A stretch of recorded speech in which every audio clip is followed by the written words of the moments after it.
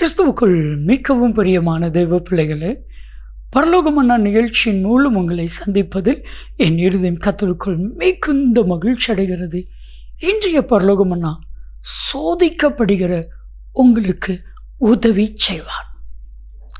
என் அன்பு தெய்வ பிள்ளைகளே, இன்னைக்கு ஒவ்வொருடைய வாழ்க்கையிலையும் சோதனை வரும் பொழுது என்ன நடக்கும் தெரியுமா? உங்களுடைய உறவினர்கள் உங்களை விட்டு ஓடி போவார்கள். உங்களுடைய சொந்த பந்தம் உங்களை விட்டு ஓடி போகும். வேதாகமத்திலே பிசாசினால் ஒரு மனிதனை தேவன் சோதிக்கப்படுவதற்கு அனுமதித்தார். யோபு, இவனுக்கு சோதனை வந்த பொழுது யோபு 2:9 யோபுனுடைய மனைவி யோபுவை பார்த்து சொன்னா, தேவனை தூசித்து ஜீவனை விடும். அது மாத்திரமல்ல, யோபு 19:14 அவனுடைய பந்து ஜனங்கள் அவனை விட்டு விலகி போனார்கள். அவனுடைய சிநேகிதர்கள் மறந்து விட்டார்கள். சோதனை வரும் பொழுது இதுதான் நடக்கும். நம்ம நேசிக்கிறவங்க நம்மளை காயப்படுத்துவாங்க. நம்மளை சுற்றிலும் இருக்கிறவங்க நம்மளை விட்டு விலகி போவாங்க. நம்ம யாரை நேசித்தோமோ, யாருக்கு உதவி செய்தோமோ அவங்க நம்ம குரோதமாக எழும்புவாங்க. ஆனால் சோதனையில் கர்த்தர் உங்களுக்கு உதவி செய்வா. என் அன்பு தெய்வ பிள்ளைகளே, சோதனையில் கர்த்தர் நமக்கு உதவி செய்ய வல்லமையுள்ளவராக இருக்கிறார். ஏன் அவர் உதவி செய்வார் தெரியுமா? எபிரேயர் 2:18 நீங்கள் வாசித்து பாருங்க. அவர் தான் சோதிக்கப்பட்டு பாடுபட்டபடியினாலே சோதிக்கப்படுகிறவர்களுக்கு அவர் உதவி செய்ய வல்லவராக இருக்கிறார். இப்பொழுதும் நீங்கள் நிறைய பேர் நினைப்பீங்க, ஏன் எனக்கு இந்த சோதனை, ஏன் எனக்கு இந்த பாடுகள்? நான் சொல்லட்டுமா? இந்த சோதனை உங்களை உயர்த்துவதற்கு, இந்த சோதனை உங்களை ஆசீர்வதிப்பதற்கு, இந்த சோதனை உங்களை மேன்மைப்படுத்துவதற்கு.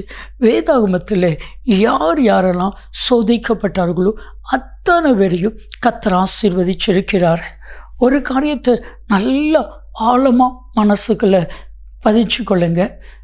1 கொரிந்தியர் 10:13 திராணிக்கு மேலாக சோதிக்கப்பட கர்த்தர் இடம் கொடுக்க மாட்டார்.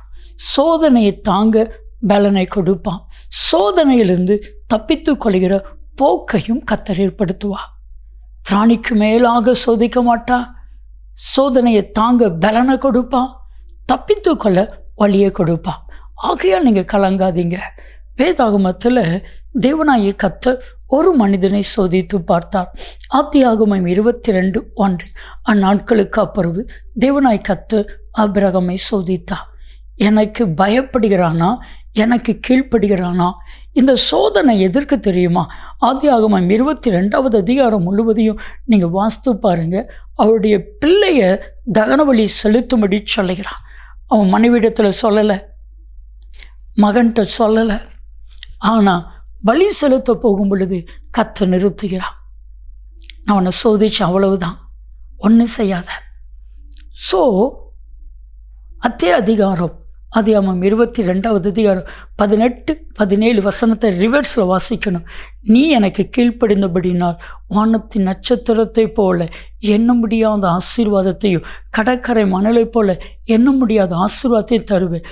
இதற்கு காரணம் கர்த்தர் ஆபிரகாமை ஆசீர்வதிப்பதற்கு முன்பாக சோதிக்கிறார். என் அன்பு தெய்வ பிள்ளைகளே, உங்கள் வாழ்க்கையிலும் சில சோதனைகள் வரும். உங்களை கர்த்தர் ஆசீர்வதிப்பதற்கு முன்பாக உங்களை சோதித்து பார்க்க போகிறார். இது என்னுடைய மகன் என்கிட்ட விசுவாசமாக இருக்கிறானா அப்படின்னு சோதிச்சு பார்க்குறாரு.